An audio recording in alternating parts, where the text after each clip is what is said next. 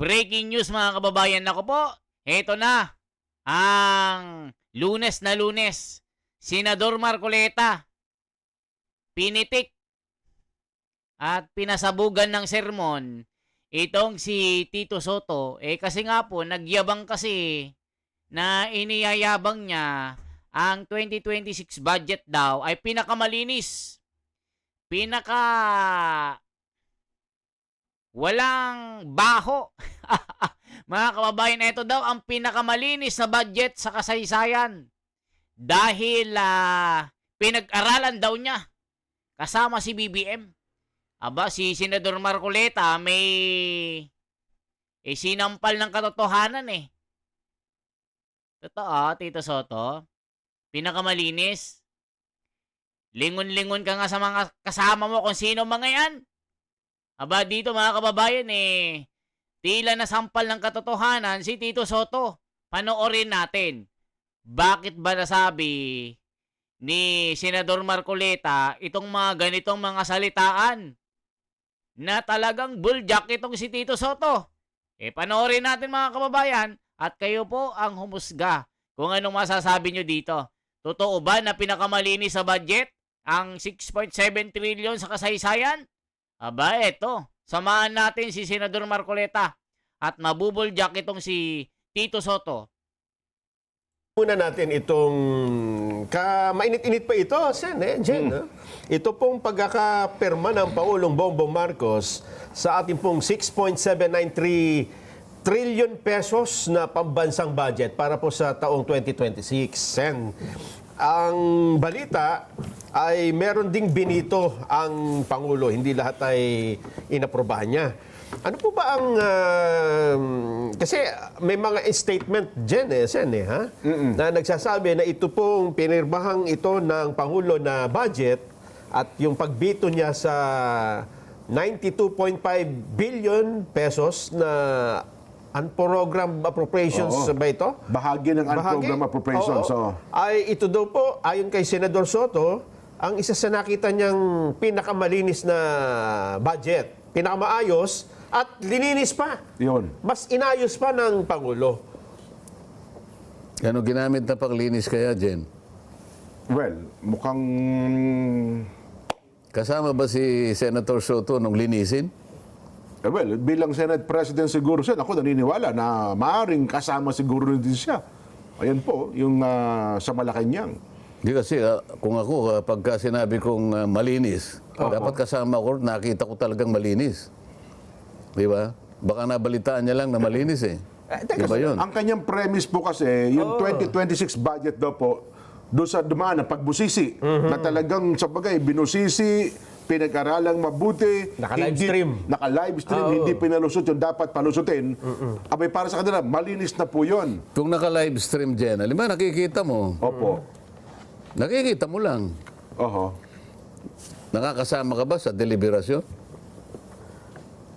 Mga kababayan, kitang-kita niya ng mga kasama.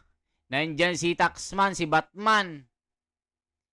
Puro congressman din ito, mga kababayan, na kaduda-duda ang mga track records.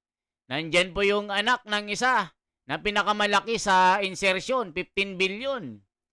Yung tito niya, mga kababayan, na isa po sa mga tinutukoy na mastermind. Nako po, mga kababayan ko. Nako, malinis daw. Sabi ni Tito Soto, nagyabang-yabang na. Sabi ni Senador Marcoleta, totoo, malinis. Baka sabi mo lang yan, malinis. Aba. Hala ka, mga kababayan ko, buljak dito. Buljak si Itbulagaan. Parang sa BICAM, hindi ata nag-participate si SP Soto. Nakikita mo lang sila ron. Narinig mo yung pinag-uusapan nila? Nakikita mo ba yung kinukwenta nila? Nakikita mo lang sila. Oho. Pero hindi mo nakikita kung ano yung ginagawa nila. Kung ano yung nililinis nila, kung merong nililinis. Bakit? Tama naman. Akala ko nga yung budget dyan, Nelson, ay pipirmahan sa isang Lunes pa. Yun ang next balita Monday kasi. pa. Hindi ko alam na ngayon na. Kasi, kaya ko naman inisip na baka sa isang Lunes pa, sa dami ng rirebisahin mo rito, na rirebisahin ng Pangulo, alam mo ba yung enrolled bill na yan dyan bago maging GAA? 4,300 pages yan eh. Ba? Yung 2026 enrolled bill. Oho. Pag enrolled bill dyan, ang ibig sabihin nun, 4 pa lang ang nakapirma bago pumunta sa opisina ng Pangulo. Yung 4 nakapirma dyan, yung Senate President, yung Speaker ng House of Representatives, at yung kani-kanyang mga Secretary General nila. Sa House of Representatives, ang tawag Secretary General. Opo. Sa Senado naman, Senate Secretary. Pagkatapos may blanco sa baba nung 4 na yon. Pipirma ngayon ng Pangulo, yun ang magiging GAA. So hindi na siya enrolled bill, GAA na siya. Gaan na po. Ngayon, pag-usapan natin yung malinis, kung gaano kalinis. Ako, hindi ako masyadong believe dun sa pagiging malinis nung nagawang budget. Kaya nga ako bumoto ng no dyan sapagkat may nakita ako na hindi rin napanagutan yung sinasabi ng marami kong kasama na talagang susuklayin namin yan. Oho. Gagamit kami ng isang suklay na masinsin ang ngipin. Suyod po ang tawag dyan. Suyod. Suyod. Oh, yan ang suyod eh, yung Tama, masinsin. Kapag ikaw ay gumamit ng suyod yan, ang ibig sabihin nun, Pati kulisa, tanggal. hindi ko lisa, kuto. Tsaka yung ano, Kayuman. yung lisa. Oh. Lisa, yung pinakamaliit. mismong kuto, ibig sabihin, maliliit na bagay yan. Tanggal. Ngunit nakapagbibigay ng napakalaking problema sa tao eh. Maliliit ha. Makati yun eh. Kuto. Kapag hindi mo naalis ang kuto, wala eh. Kahit maliit, aalisin mo dahil nakakasagabal, nakakainis, nakakairita, hindi maganda. Opo. Pati balakubak no, kukudkurin nata ano dyan eh, di ba? Tama po kayo. Ganun dapat eh. Mga kasama ko, talagang may nagbanta talaga. Gusto ko naman yun. Oo. At ako, napaniwala nila ako, kasi kasama naman ako nung habang pinoporma namin, pagkagaling sa House of Representatives, ang tawag doon sa dokumento, HGAB. Ano? House of Representatives General Appropriations Bill. So pupunta sa amin, yun ang ihimay, yun ang susuyurin. Opo. Yun ang gagamitin ng suyod. Oo. Di ba? O di, ako naman talagang gusto ko yun eh. Kaya nagtyaga rin naman ako na sinamahan ko yung ating chairman, kahit kaming 2 na lang. Maraming pagkakataon na 2 na lang kami na talaga sinusuyod namin. Ngayon, ako medyo, sinabi ko naman sa kanila na medyo ako na-disappoint ako. Ano yung na-disappoint sa Tagalog dyan? Nadismaya. Medyo nadismaya naman ako sapagkat alam Nadismaya. naman ninyo, bumoto ako doon sa ating nagawa na version mula doon sa version ng House of Representatives. Nakita nyo naman, bumoto ko ng no. Opo. Kahit hindi perfecto yan, pero sa tingin ko, nagawa nating suyurin talaga. Ano po nangyari? O nung bicameral conference, nakita namin, sabi ko, teka muna, bakit Bumabalik.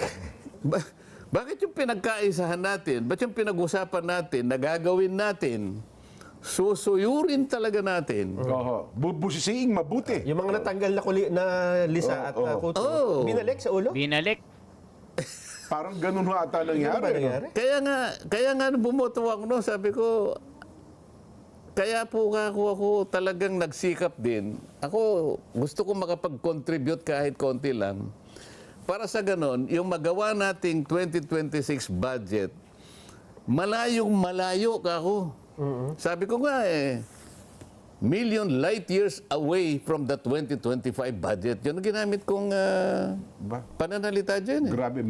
Anong maaasahan mo sa mga magkakakampi? Imbes na tapyasan, tumaas lalo.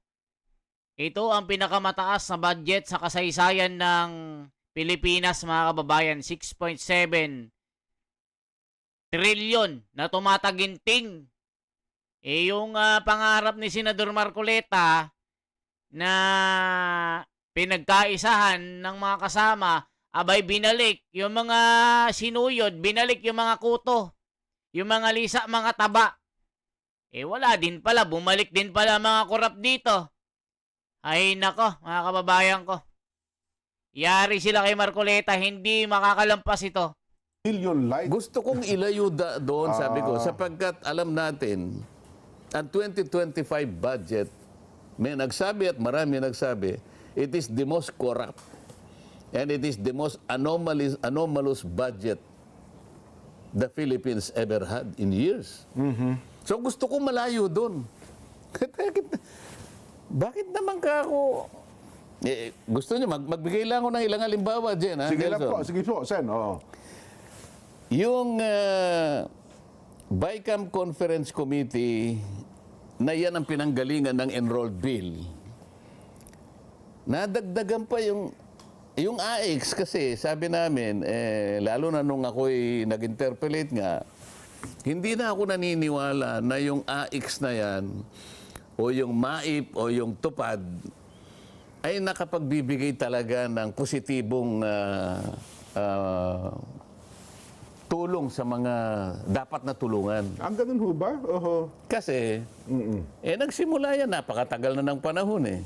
Ilang presidente na Opo, matagal na po meron ang yan. subsidy natin yan. Nagsimula tayo sa 4-piece. Oho. Hanggang sa naimbento natin ang AX. Oho. Ang naimbento natin ang MAIP. Naimbento natin ang TUPAD. At ang pinakamuling invention, yung AKAP. Yung AKAP, opo, last year. Oho. O ano ang katibayan na hindi ka ako naging mabuti ang idinulot na resulta niyan? Oho. O, paano ka ako? Isip-isipin mo naman. No. Saglit lang sana, bago nyo ituloy yan. Mahalaga po yan, dapat maunawaan ng ating mga kababayan. Sige. Tanggapin lang po natin itong report, direkta mula sa Malacanang, sapagkat kahuntahan po ngayon ni Eden Santos, ang Pangulong Bongbong mismo. Eden, huwag mong gagalitan ng Pangulo, ha? Kalalagdala sa Pangulo ng budget yan, eh. Pangulong Ferdinand Marcos Jr., nilagdaan na raw po ang 2026 national budget na nagkakahalaga ng 6.793 trillion pesos. Kunin po natin, nasa Malacanang mismo. Maya Pagat Panapon, Den, kamusta dyan? Yes, Maya Pagat Panapon, Kong Jen, Kong So ayan mga kababayan, galing na mismo sa bibig ni Senador Marcoleta. Isa pong kaduda-duda itong mga pinaglalalagay ng mga mangbabatas na ito, mga kababayan. Yung kanyang sinabi na susuyurin, wala eh. Yung binalik din ng mga taba-taba, mga lisa-lisa, mga garapata na kanilang kinukurap, mga kababayan. Ibang klase, no? ako ng Malacanang last time ni Pangulong Ferdinand Marcos Jr. yung paano kalang 6.7 trillion pesos na pambansang budget ng administrasyon. Ang 2026 gaay malinaw na nagpapakita umano ng layunin ng administrasyong Marcos na ilagay yung kapakanan ng mga Pilipino sa sentro ng pag-unlad ng Pilipinas. Prioridad dito yung mga sektor na mahalaga para sa pantay at inklusibong kaunlaran. Ibig sabihin yan, Kuya Jen, mas tutok ang budget sa tao, sa human capital at sa pangangalaga o pangangailangan ng susunod na henerasyon. Pinuri ng DBM ang pagdagdag ng Pangulo sa General Appropriations Act na sa kanyang matatag na pamumuno at sa patuloy na pagtupad sa pangakong palawakin ang mga oportunidad para sa mga Pilipino. Kasama, Kuya Jen, sa top 10 agencies, unang-una siyempre ang Department of Education na merong mahigit 1 trilyong pisong budget sa 2026. Sinundan yan ng Department of Public Works and Highways, ng Department of Health, kasama rin pang-apat ang Department of Interior and Local Government, ang Defense Department, Department of Agriculture, pang-anim, Social Welfare and Development, itong DSWD pang-pito, kasama rin dyan yung Department of Transportation. Ang edukasyon, Kuya Jen, ay talaga namang dapat number 1 yan sa budget, ano? Pero itong taong ito, mas tinaasan pa yung alokasyon para sa DepEd, kung saan ay kasama sa budgetan ng pondo ay yung paglikha ng mahigit 30,000 teaching at non-teaching plantilla positions para daw maisulong yung dekalidad na edukasyon sa ating bansa. Sa kalusugan, may 1 billion pesos na budget para doon sa sinasabi nila, pinagmamalaki na zero balance billing, na antabayanan natin sa taong ito kung marami ang makikinabang niyan. At syempre yung agrikultura para doon sa mga magsasaka at mangingisda na susuportahan ng budget nitong 2026. Gayon din yung farm to market roads, kasama yan sa merong alokasyon. At yung social services na pinaglaanan ng 270 more billion pesos ng gobyerno ay tinaasan din yan. At yung iba pa na mga sektor para naman mas lalong maiangat yung buhay at pamumuhay ng mga Pilipino. Kasama naman Kuya Jen dun sa binito ng Pangulo na nagkakahalaga ng 92.5 billion pesos, yung budgetary support para sa GOCCs, gayon din yung fiscal support sa CARSO, yung Comprehensive Automotive Resurgence Strategy Program, 2 bilyong insurance for government assets, gayon din yung sa LGU shares, merong 14 million at iba pa. At yan po alam ni Senator Marcoleta, yung mga binabanggit natin na yan, na sa 10 line items, 7 yung ibinito ni Pangulong Marcos kanina lamang sa ginanap na ceremonial signing sa Malacanang. Kuya Jen, yan muna ang update. Back to you. Pero mabilis din kasi na-expect natin bago matapos ang buwang ito, malalagdaan ng Pangulo. Pero ang bilis, ngayon pa lamang, unang Lunes ng taon, inapirmahan agad niya.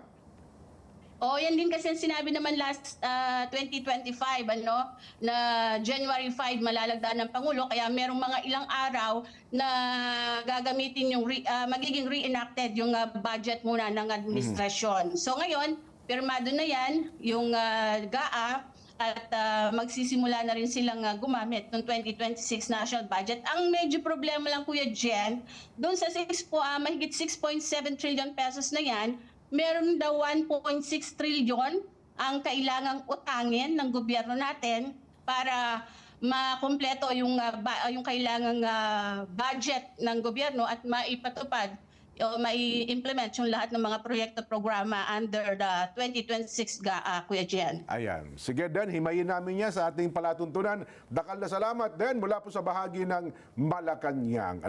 Yun, Sen, ang report po ni Eden Santos. Meron sa sinabi Malacanang. na halos 92 billion ang na-line bito ng Pangulo. Yes po. Alam mo, merong dalawang organisasyon dyan ang naglalayon na sana higit doon ang nabito. Kasi halimbawa, itong kung tawagin ay SWP, Okay, opo. Social Watch Philippines. Yung mga watchdog po yan, opo. Ang kanilang nilalayon ay 319 billion worth of highly questionable items ang dapat na nabito. Okay. Kasama dyan yung 81.94 billion na biglang itinaas yung tinatawag na basic infrastructure project. Nasa ilalim ito ng pangangalaga ng DPWH. Ayun. Matagal na kino-question ito, lalo na itong isa pa, yung tinawag na SIPAG. Yung SIPAG ay ibig sabihin Sustainable Infrastructure Projects Alleviating Gaps. Okay. At sinamahan pa nung CSSP. Ito yung Convergence and Special Support Program. Lahat ito ay mga items na nasa pamamahala ng DPWH.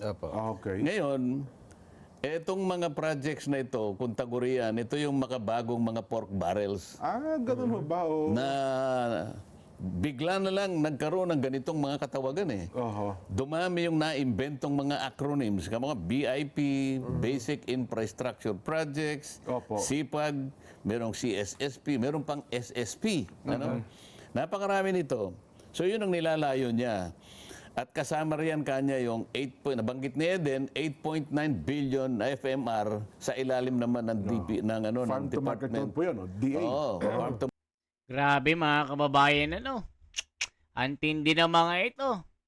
O, kayo na po humusga ng masasabi nyo dito sa mga banat po ni Senador Marcoleta na questionable na 6.7 trillion na dapat ay 392 billion ang na veto ni BBM pero hanggang 92 billion lang. Matindi, 'di ba? Kung umabot pa kayo sa puntong ito, mga kababayan, maaring magkomento kayo kung saan po kayo. Saan ba inaabot ang ating video? Isang like, isang share at isang subscribe, mga kababayan. Mabuhay po. For transparency, for a better democracy. Mabuhay. Suportahan po natin si Senador Marcoleta, ang ating buting senador na isang dakila, isang hindi mo makikitaan ng pagkakurap, isang mabuting tao at dala-dala ang mabuting aral ng isang Kristiyano. Okay po. Salamat po.